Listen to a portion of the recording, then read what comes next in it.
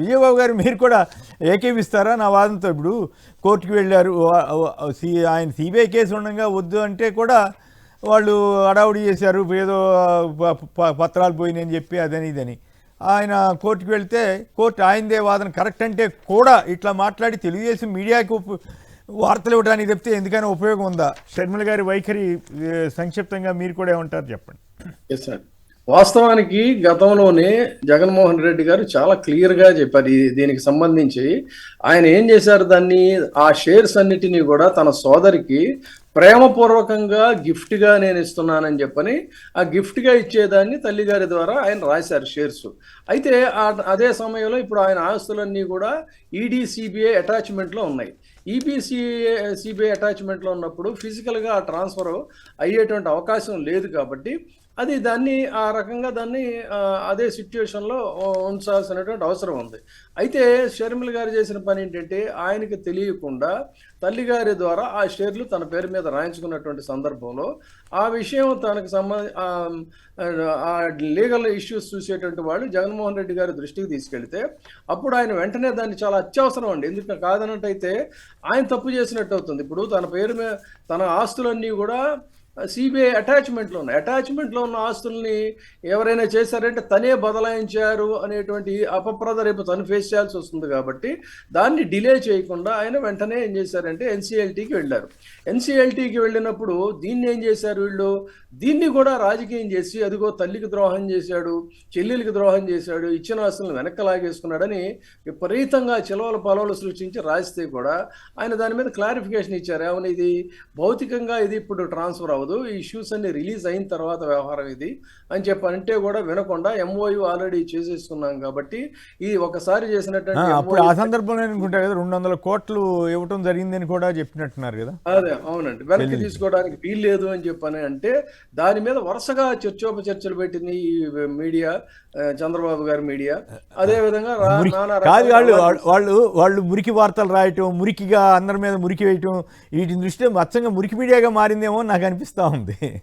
అంటే వాళ్ళ కరప్ట్ అయిపోయిందండి, వాళ్ళ మైండ్ కరప్ట్ అయిపోయిందని చెప్పాలి సింపుల్. ఇప్పుడు మనకి కంప్యూటర్ సిస్టమ్స్ వైరస్ వచ్చి ఏ విధంగా అయితే కరప్ట్ అయిపోతాయో ఆ విధంగా it is a corrupted media.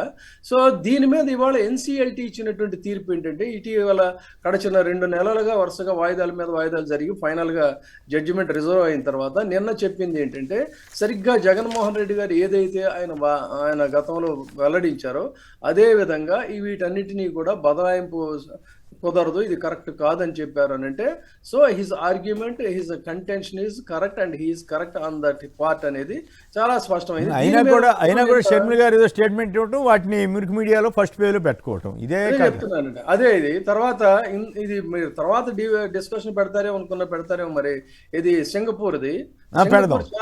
సరే మాట్లాడినట్లయితే చాలా ఇంపార్టెంట్ పాయింట్ చెప్పాలి నేను దానికి సంబంధించి. చెప్పండి. చాలా ఆర్భాటంగా హంగామాగా అంటే ఇందాక 1-2 మీరేవో ఇవే ఇస్తారు, అది కూడా నేను కొంచెం సున్నితంగా డిఫర్ అవుతున్నాను. నా వెర్షన్ ఏంటంటే, సింగపూర్ అనేటువంటిది అవినీతి దేశం కాదండి, అది ప్రపంచంలోనే అత్యల్ప అంటే అవినీతి అతి తక్కువగా ఉన్నటువంటి 5 దేశాల్లో, ప్రపంచ దేశాల్లో సింగపూర్ కూడా ఒక దేశం. అది వరుసగా తన 5వ స్థానంలో ఉంది. ఆ 5వ స్థానాన్ని కూడా అది కన్సాలిడేట్ చేసుకుంది.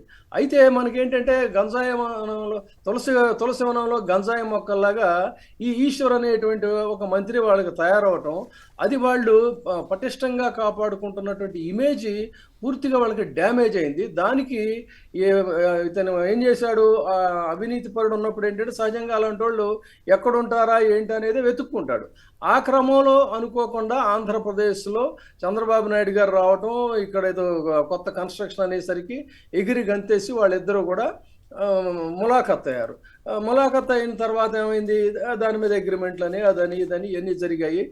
తర్వాత అతను దొరికిపోయి జైలుకి వెళ్ళిన తర్వాత ఇక్కడేమో ఇన్సైడర్ ట్రేడింగ్ జరిగింది, దీన్ని ఆపాలనేటువంటి జగన్మోహన్ రెడ్డి గారు మరి అదృష్టవశాత్తు దైవవశాత్తు కానీ ఆ సమయంలో సకాలంలో ఆయన ముఖ్యమంత్రి అవటం, దాన్ని ఆపటం, పెద్ద మొత్తాన్ని అప్పుల ఊబిలో ఉన్నటువంటి ఆంధ్రప్రదేశ్లో దీన్నంతా తీసుకెళ్ళి అక్కడ చేయటం ఏంటనేది ఆయన నిలబెట్టాడు. సరే, ఆంధ్రప్రదేశ్ ప్రజలు దాని వాస్తవాలు గ్రహించలేదు, నిదానంగా గ్రహిస్తున్నారు. అది అలా ఉంటే మళ్ళీ ఏం చేశాడంటే ఇదే ఆశతో మళ్ళీ హంగామాగా హడావిడికి వెళ్ళారు. అప్పటికే వాళ్ళకి నీతిమంతంగా మనం ఉంటున్నాం అన్న దాని మీద మనకు మచ్చపడింది అని చెప్పని అతన్ని జైల్లో పెట్టి ఆ అపప్రదను ఎలా తుడుచుకోవాలనే దానికి వాళ్ళు ప్రయత్నాలు చేస్తా ఆ 5th నంబర్ని వాళ్ళు సస్టైన్ చేసుకున్నారు వాళ్ళు. అంటే ఇక్కడ మీ ఇన్ఫర్మేషన్ కోసం ఒక చిన్న టెక్నికల్ పాయింట్ ఒకటి చెప్తానండి. మీరు చెప్పిన దాంట్లో అంత వాస్తవమే.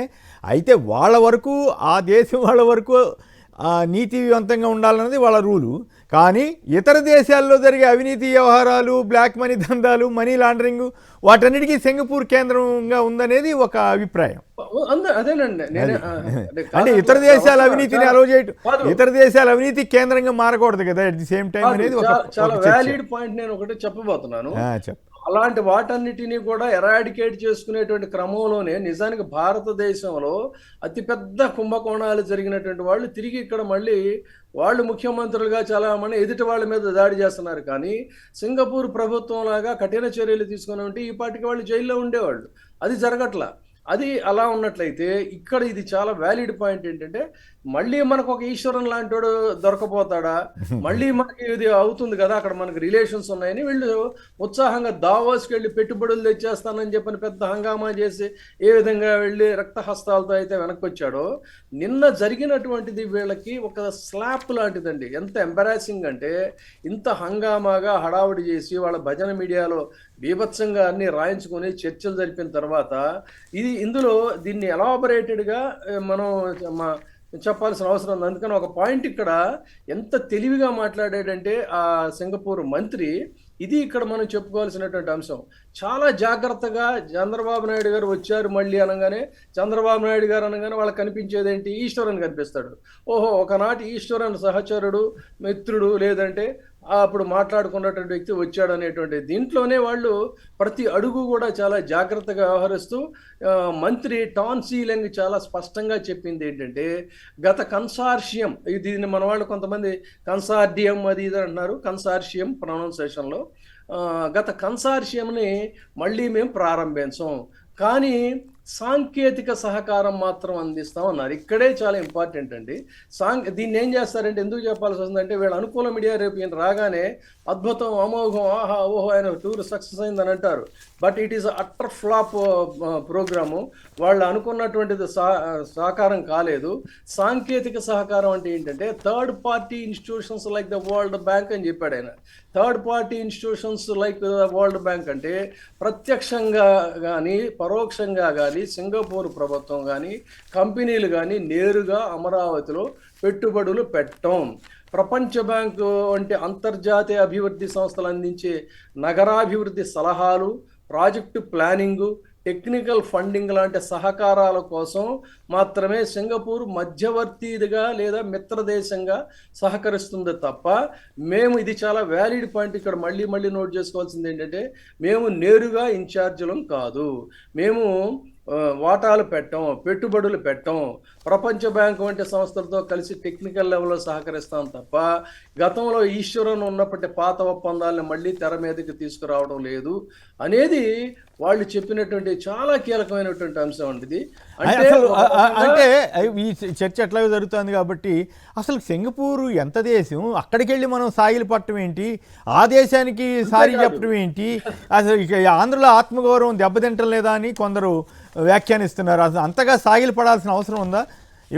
మీరు చెప్పింది కాదు మీరు చెప్పింది వాస్తవం. ఇప్పుడు మురికి మీడియా అనండి లేదా వాళ్ళకి మద్దతు ఇచ్చే మీడియా అనండి, వాళ్ళు ఏం రాశారంటే ఆ పేపర్లో అవకాశాలకు కానీ పెట్టుబడి పెట్టండి అన్నారు. తప్పు లేదు అంతవరకు చెప్తే.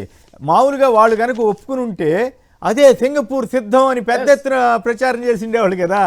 వాళ్ళు సాంకేతిక సహకారం అని కామ్గా అట్లా తప్పించే ప్రయత్నం చేశారు. దావోస్ పర్యటన లాగా ఒక సూపర్ ఫ్లాప్ ట్రిప్ తప్ప మరొకటి కాదు. పైగా ఆ విధంగా వాళ్ళు సున్నితంగా మేము పెట్టమని చెప్పడం అనేది ఒక పెద్ద ఎంబరాసింగ్ సిచ్యుయేషన్ అండి వీళ్ళకి.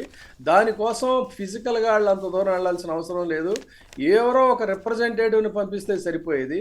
ఇంత బిల్డప్ ఇచ్చి ప్రభుత్వ ధనంతో 6 రోజులు టూర్ అన్నారు. ఇదిగోండి టైమ్స్ ఆఫ్ ఇండియా వాళ్ళు డైరెక్ట్గా స్ట్రైట్గా ఇచ్చారు.